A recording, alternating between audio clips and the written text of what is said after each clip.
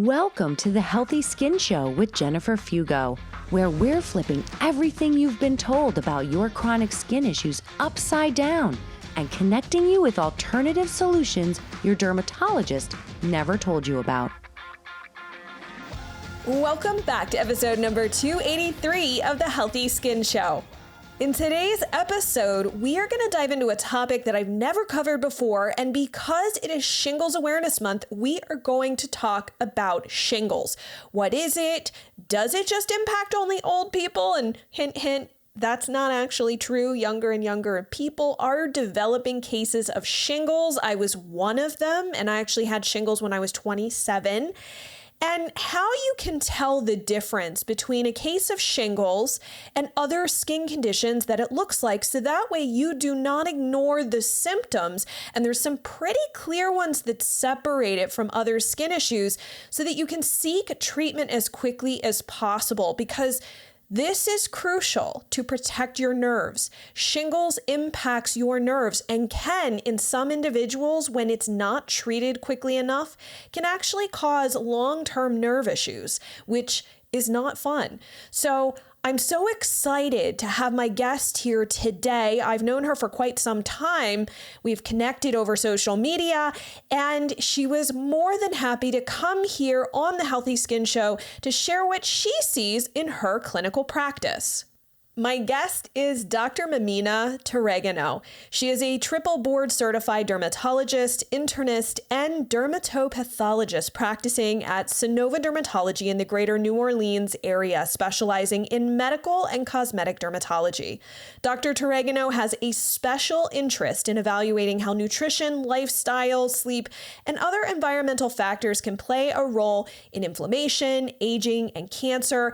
Many of you may know her from social media. She's got almost 1 million followers on TikTok and over 200,000 followers on Instagram. And so on these platforms, she loves to share skincare tips and knowledge on dermatologic conditions, as well as sharing her Japanese mom's anti-aging tips, which incorporate holistic and traditional Japanese beauty practices. So without further ado, let's dive into today's conversation. Dr. Turegano, it's so nice to have you here. I know we've been working on having you on the show for a long time, and I'm excited for this conversation today. Thank you so much for having me. I've been really looking forward to this. So I will say that I'm having a little bit of a fangirl moment because you have such a big following on like TikTok and Instagram, and you have such a trust factor that you've built up with your audience, which is why I was so excited to have you come on the show. And one of the reasons why is that, so we're talking about shingles today, and I feel like most people feel like or think that shingles is an old person problem, right? It only happens in old people, except for the fact that I ended up with shingles when I was 27 years old. And I knew what shingles was because I worked for my dad, who was an ophthalmologist, and we used to see shingles in his practice quite frequently. And so I thought, let's have this conversation because I'm oftentimes seeing conversations in like Facebook groups where people have eczema and whatnot. And unfortunately, what really sounds and looks like shingles to me, there's people like, oh, just try this cream or that cream. And I'm thinking in my head, this person should really go see a doctor. So I think that having a conversation about shingles is important. So let's start off with what is shingles? Yes. So shingles, the other name for shingles is herpes zoster, and it's caused by the varicella zoster virus. It's actually in the family of herpes viruses. There's like, 8 or 9, actually there's multiple different types of herpes viruses. I think most people are familiar with herpes simplex, which causes like fever blisters and genital herpes. But this is another variant of a herpes virus. And it is what causes chickenpox when you are younger. We're not seeing chickenpox as much these days because everyone's getting vaccinated. So we may not see shingles, in the future because a lot of people aren't getting chickenpox now. But if you had chickenpox in your younger years, that virus lives dormant in a nerve root. So in a nerve root somewhere down your spinal cord. And it just lives there forever. Herpes viruses are forever. And that applies to other herpes viruses too. It's just forever. And, normally it's just kind of like chilling, laying low. But as your immune system changes, or if there's a trigger over time that does something with your immune system, then that virus can awaken. And wherever it lives, so it lives, like I said, it picks one part on your spinal cord where it likes to live. And wherever it's living, it's going to affect the nerves that come out of that section of the spinal cord. So, Wow. If it's like somewhere in the thoracic, so there's like the cervical spine, thoracic spine, and lumbar spine, and then sacral spine. And so if it's, somewhere in the thoracic spine, it's usually just, you'll see it on the back, and that nerve wraps around to like your rib cage. And there's different levels, and we call that section of skin a dermatome. So that nerve, like whether it's like, so there's, C1 through C7, and like, then there's more T8 or I'm not going to even mention all of them, like L1 through L5. Yeah. And depending on which nerve it is, it'll affect the dermatome. So the section of skin that nerve innervates, the verb is innervates. And that's why when you see shingles, it's unilateral, meaning it's only one-sided. It's in that one nerve root that wraps around or deals with that part of the skin. This episode is brought to you by my line of professional grade supplements called NutriQuel. I crafted these supplements especially for those struggling with chronic skin rash issues and based the formulations on my extensive research and clinical experience in my private practice. They are made from the highest quality ingredients and tested to be free of different allergens so that you can support your gut, liver, and overall health with the formulas that I've found work best for my skin rash warrior clients without triggering a flare. I'm excited to share them with you, so check them out at quellshop.com and use the coupon code GET15OFF to get 15% off your first order. I'll put a link in the description below. And now let's jump back to the video. And is this something where when you get it, like, what does it actually look like? Yeah. So classically, shingles presents as a collection of little blisters. That's just when it's at its full ripe form, you'll see a patch or a collection of tiny little blisters. We call them vesicles. That's the medical term for it, which are just filled with like watery serous fluid. But it can present in a variety of different ways. And I've personally been stumped by shingles because sometimes it can look like a red rash, like an eczematous rash. It can sometimes look like bug bites, just like red bumps. Sometimes it'll just initially show up as pain. I've had actually one of my office manager, she was dealing with the most severe back pain, no skin manifestations at all. And it was so bad she had to go to the ER. And then a few days later, these blisters just exploded.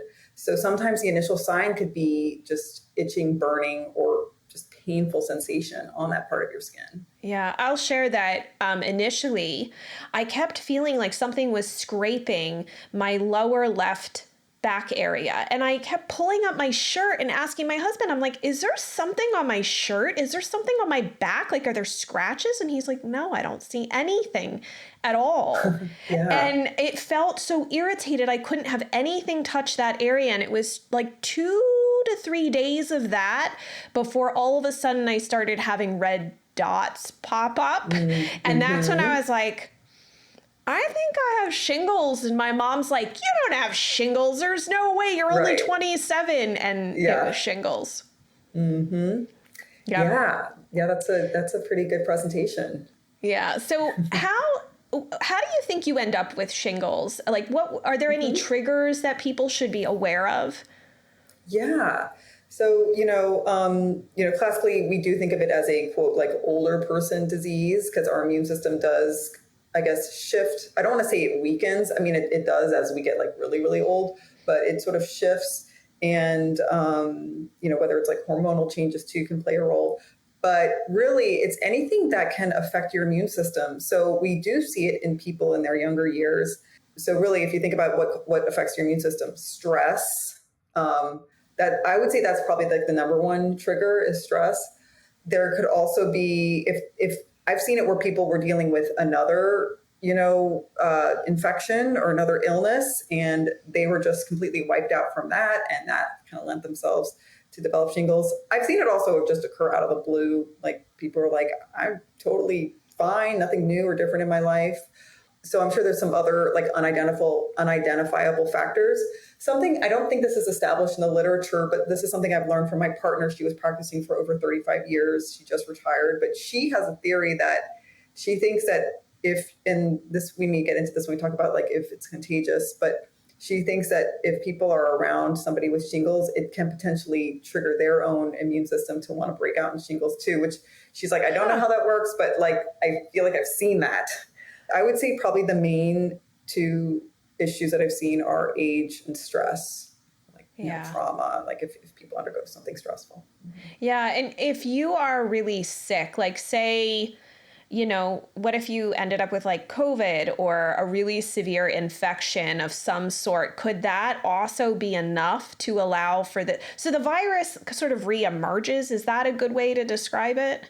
Yes, it reemerges as shingles. Yeah, the chickenpox virus reemerges as shingles, rash. And something like getting sick could also possibly be a trait, like would Epstein-Barr or something like that pretty serious, or Lyme disease, could that possibly trigger it maybe? Yes, I do think that other viral infections could potentially trigger it, because there are certain viral infections, and there are some that we haven't identified. I mean, EBV does a lot of random things, but there are some viral infections that can also affect like your white blood cell count, like your lymphocyte count, which is part of your white blood cells, and can affect the integrity of your immune system.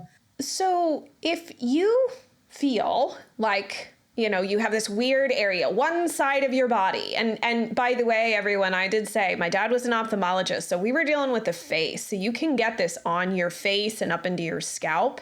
If you feel like you are developing some sort of one-sided rash that has maybe this like kind of nervy presentation to it, do you have to go to the doctor? What do you recommend as a dermatologist? I'm sure you've seen shingles cases plenty over the years. What do you suggest? I do suggest that if you do have one-sided nerve pain with some type of rash or skin presentation, I definitely do recommend. I mean, even if you just have nerve pain too, you might see your primary care doctor. But if you have any kind of skin symptom that's one-sided, painful, or it may not necessarily be painful, but I would seek, primary care doctor or dermatologist to get on treatment quickly. And the reason why I recommend that is that when it's sort of unpredictable who gets really bad cases of shingles, perfectly healthy people can have really explosive, terrible cases. And it's those cases, if you have a bad case of shingles, that can lead to what's called post-herpetic neuralgia, where there's almost like damage that's done to the nerves that the shingles like irritates the nerve that it lives on. And if there's a lot of inflammation and irritation on that nerve, it can lead to long-term nerve irritation, or I don't want to say it's like neuropathy, it's neuralgia. So pain, and it's definitely not fun to deal with. So the more robust the shingles flare is, the more there's a higher chance of you having this neuralgia. And so you want to catch it this early if you can, and get on treatment immediately. Now there are cases, of course, where people can just live with it without ever getting on medication, but I would say to be on the safe side. Yeah, there was one woman I remember in my dad's practice. She did not go seek medical treatment and let it go for about a month.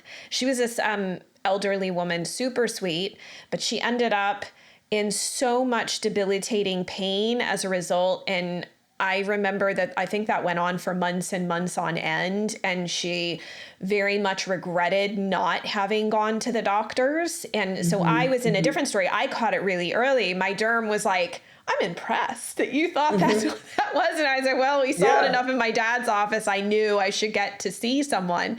But this poor woman didn't realize that. And she ended up in excruciating pain. And I think she ended up with shingles, it spread quite extensively, unfortunately.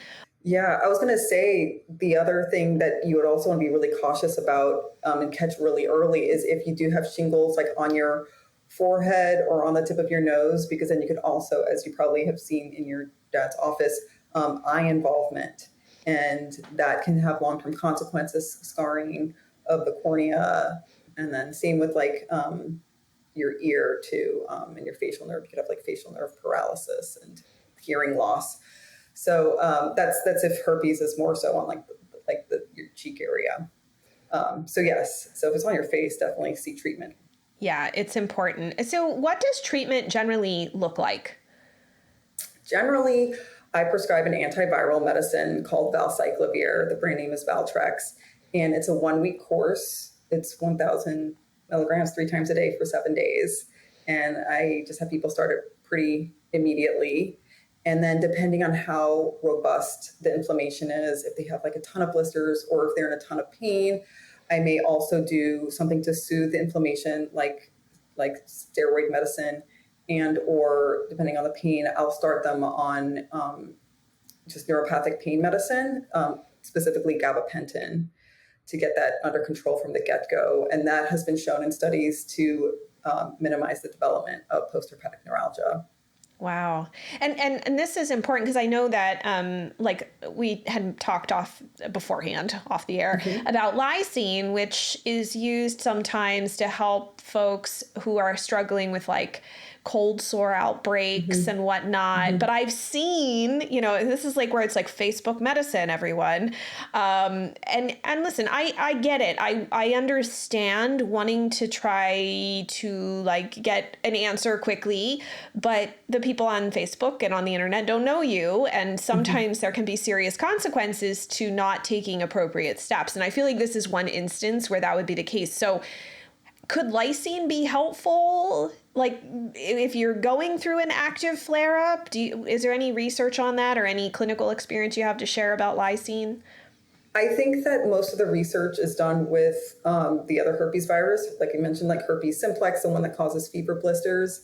But theoretically, it could potentially help. I don't think that it would at all replace the effects of valcyclovir. If you wanted to use it, I would use it more as like supportive treatment. The setting where I would recommend it for people is for my patients is if they get recurrent herpes flares, like more recurrent than they would want, and to incorporate that into their supplement regimen. That's where I find it to be the most useful. But it does have antiviral effects. So, I think in theory that it can be helpful. Would it be necessary in the case of shingles, though? Like, can you actually, this is kind of a thought and I've always wondered about because I got it so young. Can you get shingles more than once? Or are you like one and done? Great question. So the classic scenario is that you just get shingles once and that is it. But I definitely have seen shingles occur twice on people. I don't think I've ever seen it occur 3 times, but I've definitely seen it occur twice. So there's also like the shingles vaccine. And so if people still have it, I think it's still recommended that people still get the vaccine, just they don't get it a second time. But yeah, you can maybe get it a second time. Possibly, maybe, yes. I know, not fun. I was so excited when you're like, no, but I was like, oh, yes, man. yes, yeah. Because it's nice to think like, okay, I got it, I'm good. Like chickenpox, you get it the one time and you're good. Yes, you're good. But yeah. I mean, if you want to, play odds, it's most people don't get a second. Okay. Course. So let me go back to, you had said earlier, a lot of people may not get shingles because they're getting the chickenpox vaccine now. So do they don't see, I don't know, I don't remember because I'm 42. So we did not have that vaccine when I was a child. Same with me. No. So do they have any research to see and I don't know how old these children would even be to know whether shingles would show up if you were vaccinated for chickenpox? I think because you're not inoculated with the virus, that it's not living in you. So you can't, because you have to have chickenpox for it to be like infected and live inside your nerve. Okay.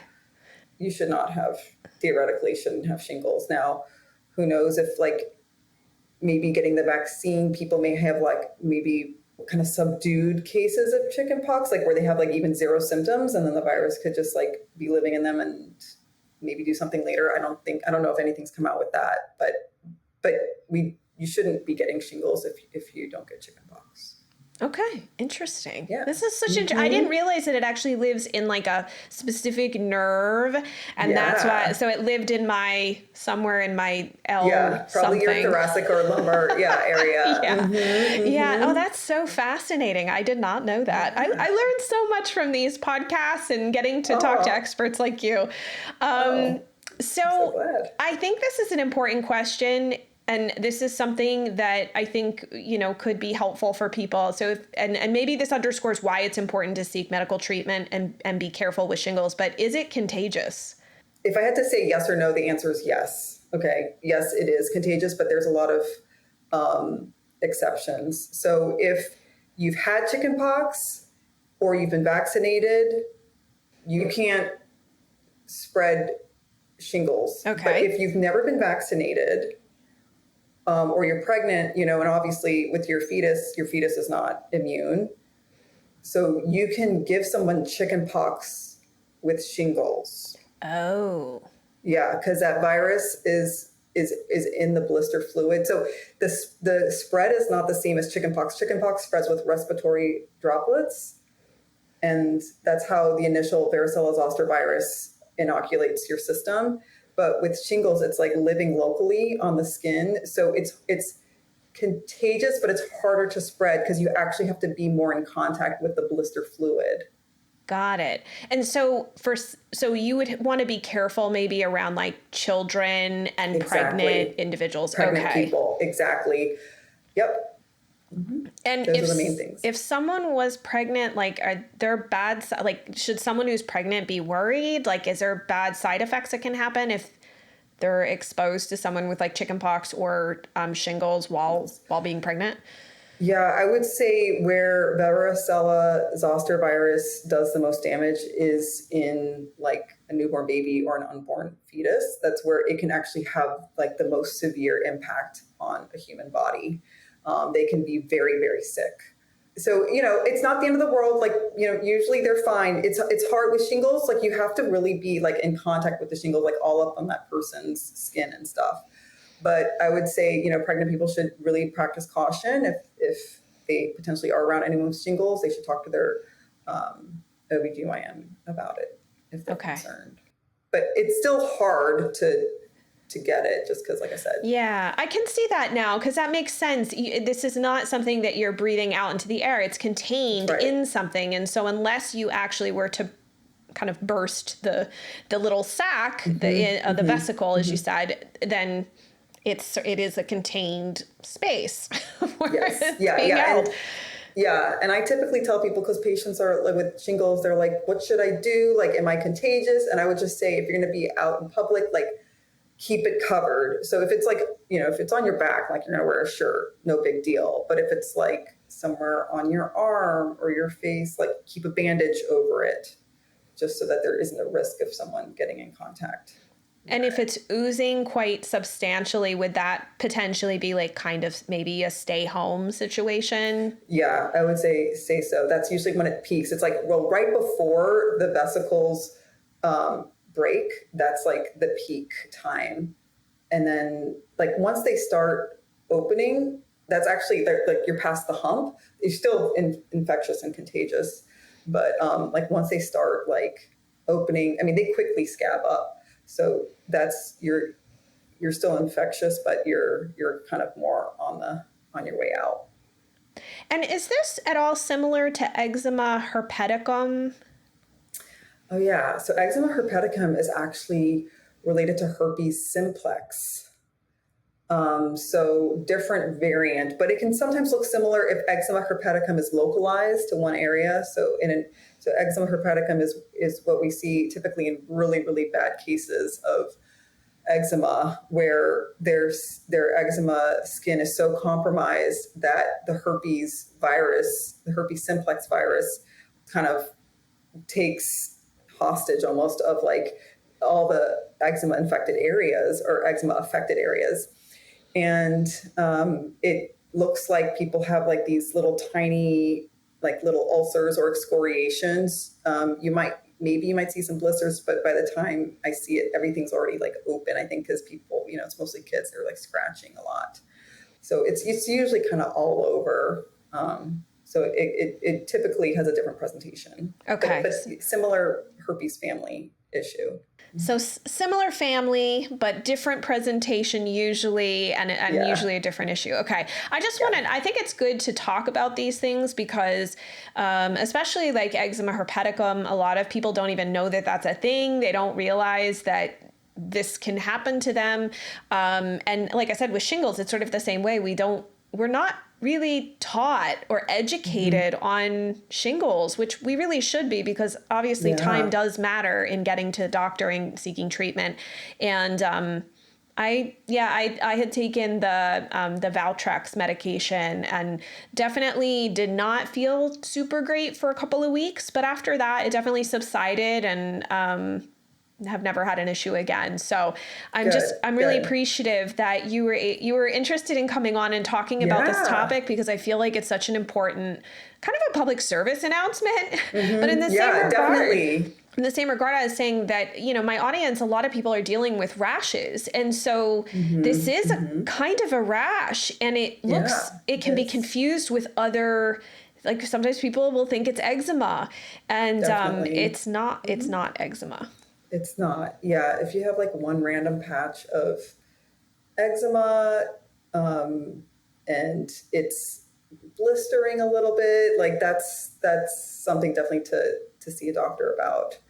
I'm so glad that you're doing this, because as I'm thinking about it, I do think, traditionally we thought this is like a quote, like old person disease, but I do think that it's occurring more often in younger people. I've seen it in teenagers. And it just makes you wonder, is there something else going on in our environment that could be setting it off? So I think it's great that you're doing this, because I do think that there needs to be more awareness, because I feel like I've even missed a couple cases, like very early presentations in very young people, because I'm like, no, it's not in my radar now. Like it's more my radar. This was when I was practicing like earlier in my practice. So I definitely think it's important to bring awareness. So thank you for having this topic. Yeah. And so I want to make sure that people can find you.